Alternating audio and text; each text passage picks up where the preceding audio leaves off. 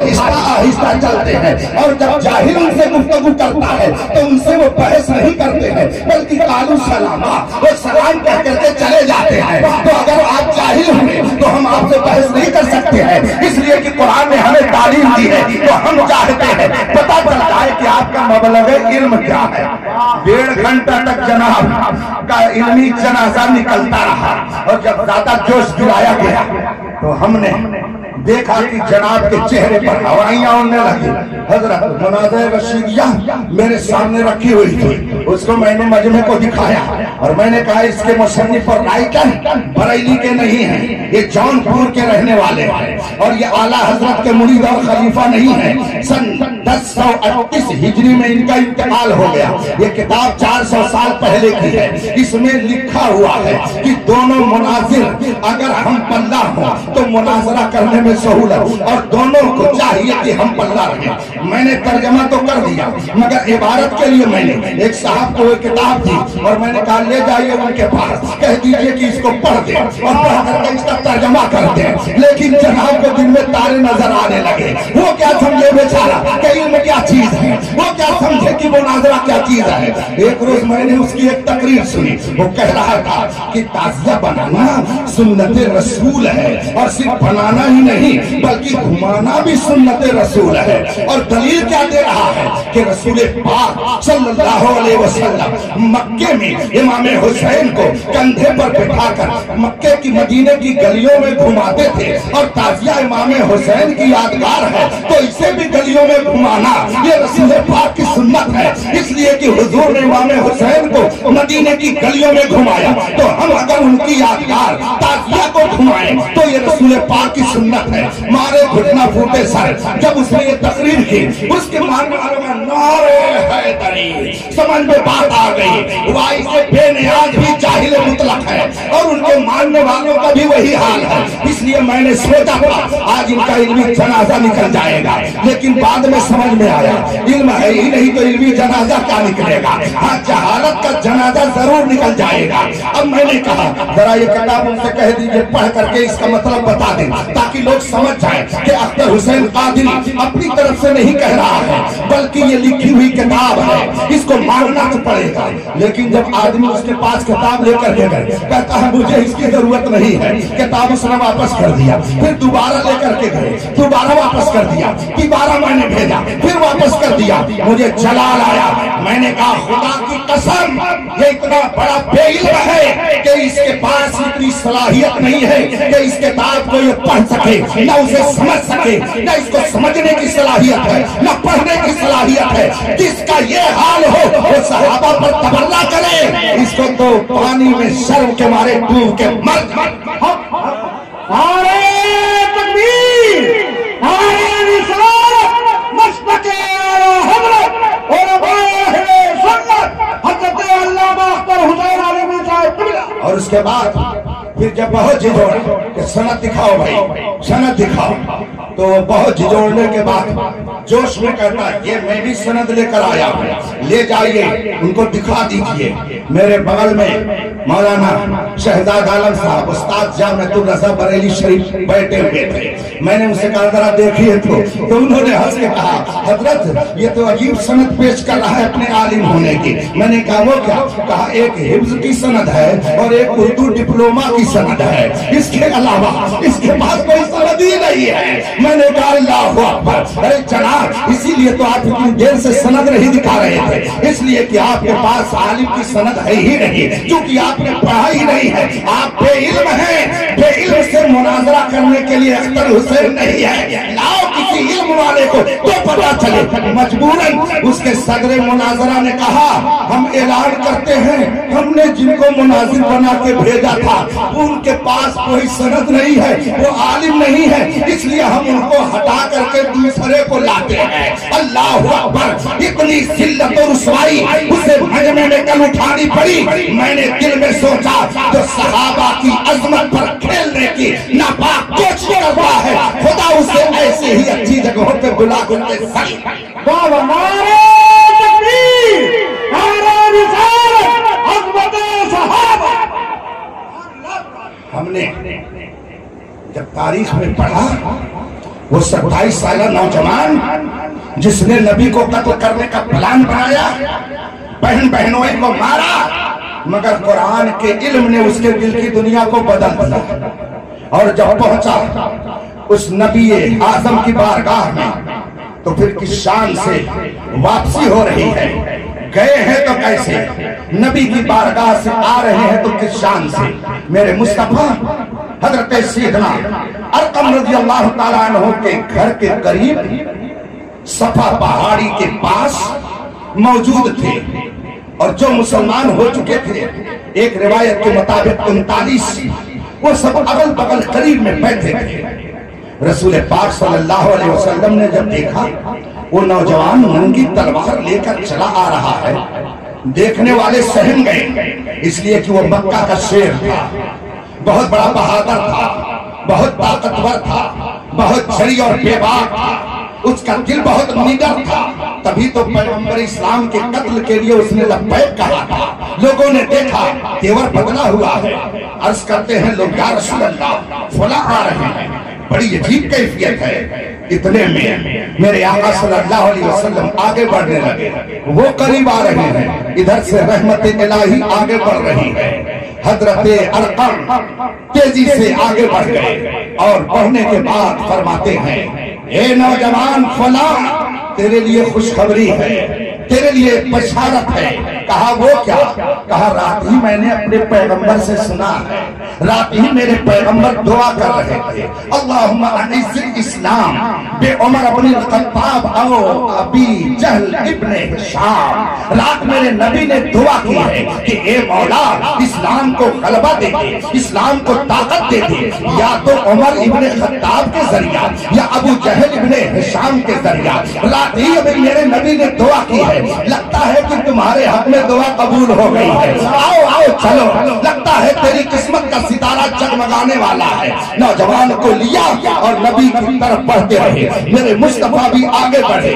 روایت میں آیا ہے کہ ایک دست پاک سے میرے مصطفیٰ نے اس نوجوان کا دامن پکڑا اور دوسری دست پاک سے اس کی تلوار کو پکڑا اور فرمایا کیا چاہتے ہو؟ ہلاکت چاہتے ہو؟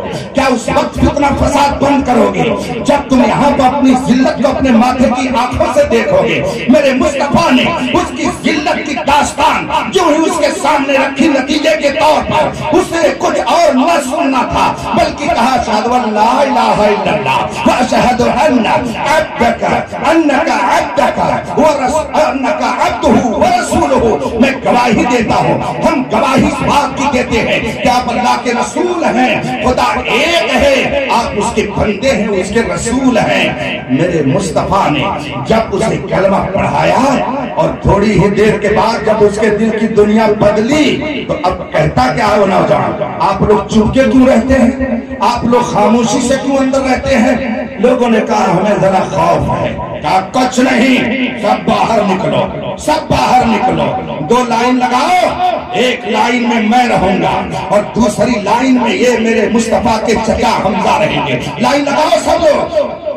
39 کے بعد 40 ہوئے تھے، 20 کی لائن لگ گئی۔ ایک طرف وہ نوجوان ہے جو مکے کا شیر بن کر کے آگے کھڑا تھا اور دوسری طرف میرے مصطفیٰ کے چچا ہیں حضرت حمزہ ہیں، اور وہ نوجوان کہتا کیا ہے؟ چلو چلو لمبی لائن بنا کر کے چلو، اب چھپ کر کے اسلام نہیں رہے گا، اب ظاہر کیا جائے گا۔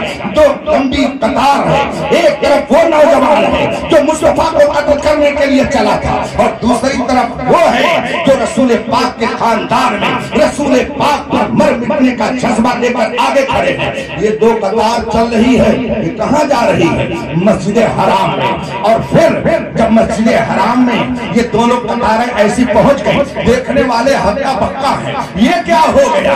کل تو ابھی منصوبہ بنا تھا کہ ان کو قتل کیا جائے گا، آج عاقل تو ان کے دفاع میں آگے آگے ہے۔ یہ ہوا کیا؟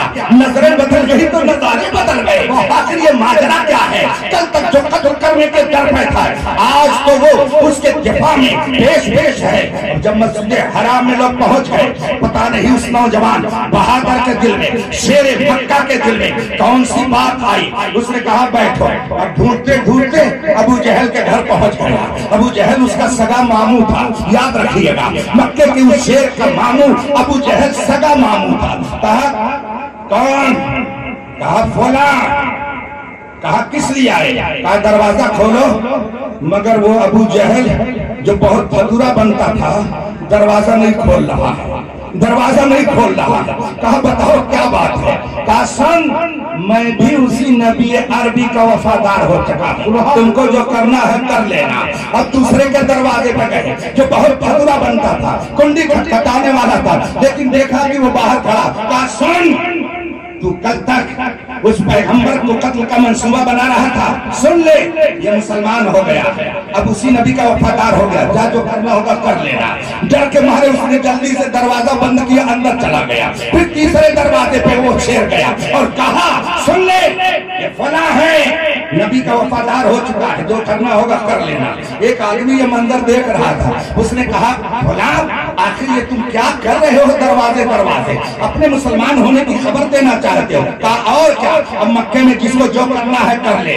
مکے کا یہ شیر اب میدان میں اس نبی کا وفادار بن کر کے آ گیا ہے. اب جو آنکھ ادھر اٹھے گی وہ آنکھ نکالی جائے گی، جو انگلی اٹھے گی وہ انگلی کاٹی جائے گی، جو قدم چلے گا اس قدم کو توڑ کر کے رکھ دیا جائے گا، جو ہاتھ اٹھے گا اسے توڑ کر کے رکھ دیا جائے گا. جس کو جو کرنا ہو آؤ، شیر مکہ میدان میں آ چکا ہے.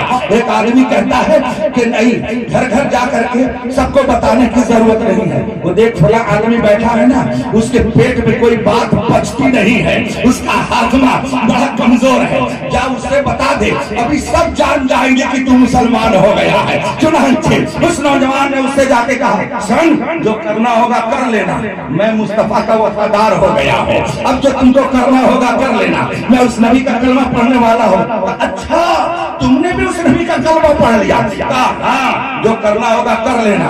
اب اس نے ایک جگہ سے چیخ کر کے مکے کے لوگوں کو بتایا، ارے غضب ہو گیا، جس پر تمہارا بھروسہ تھا وہ تو مصطفیٰ کے قدموں میں چلا گیا. اب کون ہے جو تمہاری طرف سے مقابلہ کرے گا؟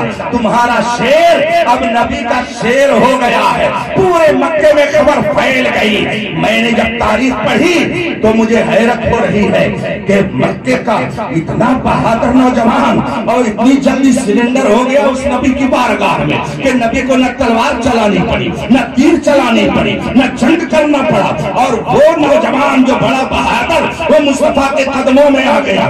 آواز کی تاریخ نے کہ دیکھو جو مصطفیٰ کا شیر ہوتا ہے وہ مصطفیٰ کا تو غلام ہوتا ہے مگر اوروں کا وہ امام ہوتا ہے. جو نبی کا غلام ہوتا ہے وہ دنیا کا امام ہوتا ہے. اب یہ مکے کا شیر یہ مصطفیٰ کا شیر کہلائے گا. حضرت نے جب 2 روز پہلے مجھے بتایا، میں نے عرض کی کہ کس موضوع پہ بولنا ہے، تو کہا حضرت فاروق اعظم پر. اور اس سے پہلے میں نے سن رکھا تھا کہ جن کا عرس ہے ان کو لوگ بنارس میں شیر بنارس کہتے ہیں. تو دل نے کہا خون نے اثر کیا ہے، خون نے اپنا رنگ دکھایا ہے. مکے کے شیر نے بنارس میں اپنے لختے جگر شیر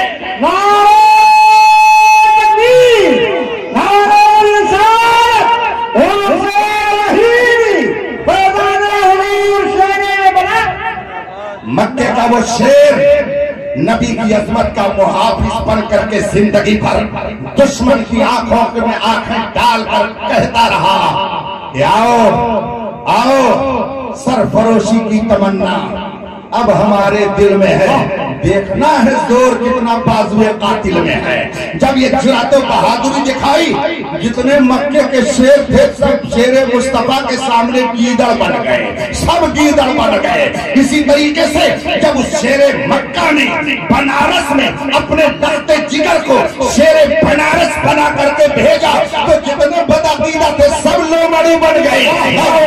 حمیدیہ کے ذریعہ ایک سے ایک شیر تیار ہوتے رہے اور سب یہ کہتے ہیں سنو کان کھول کر کے یہ مصطفیٰ کے وہ وفادار ہیں کہ جو جان مانگو تو جان دیں گے، جو مال مانگو تو مال دیں گے، مگر نہ ہو سکے گا ہم سے نبی کا جاہو जलाल। میرے بھائیوں، جامعہ حمیدیہ آپ کو فاروق اعظم کا واسطہ دے کر پکار رہا ہے کہ یہاں سے مصطفیٰ کی عظمت کے محافظ پیدا ہو رہے ہیں، یہاں سے صحابہ کی عظمت کے محافظ پیدا ہو رہے ہیں۔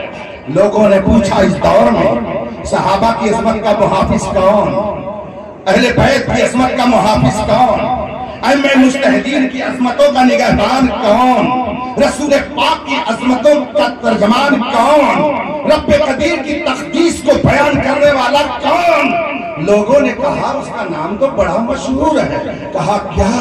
کہا لوگ روز کہتے ہیں ڈال دی قلب میں عظمت مصطفیٰ سیدی اعلیٰ حضرت پہ لاکھوں سلام۔ اس کا مطلب ہے وہ عظمتوں کا نشان ہے، وہ عظمتوں کی حفاظت کا ترجمان ہے، اور جو اس کے نقش قدم پر چلیں وہ بھی اس کی برکتوں سے نگہبان عظمت مصطفیٰ ہیں، اس لیے کہ اس نے بتایا ہے تیرے غلاموں کا نقش قدم ہے راہ خدا، کیا بہت سکے جو یہ سراغ